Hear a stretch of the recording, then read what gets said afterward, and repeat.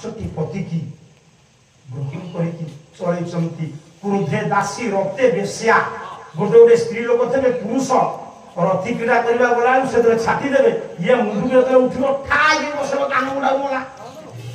ରତି ଦାନ କଲାବେଳେ ବେଶ୍ୟା କରି ଶରୀରକୁ ଦେଇଦେବେ, କାରଣ ସେତେବେଳେ ମୁଣ୍ଡ ଠିକ ଠିକଣା ନାହିଁ। ଘଡ଼ି ସନ୍ଧି ମୁହୂର୍ତ୍ତ ବାପା ଚୁପ୍ ହେଇବ ପାଟି କଲା। ଇଏ ପାଞ୍ଚଟା ଚାରିଟା କଥାରେ ତୋ ଭାଜା କଣ ଗୋଟାଏ କଥା ନାହିଁ।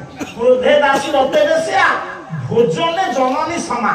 ସବୁ ମା ମାନେ ଶୁଣ, ଆମେ ବାହା ନହେବା ପର୍ଯ୍ୟନ୍ତ ମା ଆମକୁ ଖାଇବାକୁ ଦଉଛି ଦାୟିତ୍ୱ ନେଇ। ଯୋଉଦିନ ସ୍ତ୍ରୀ ଆସିଲା ସେଦିନ ସେ ପୁଅର ମା ତା ବୋହୂକୁ କହିଲା, ବୋହୂ ମୋ ପୁଅକୁ ମୁଁ ତୋ ଦାୟିତ୍ୱରେ ଦେଇଦେଲି। ମାର ଦାୟିତ୍ୱ ସେ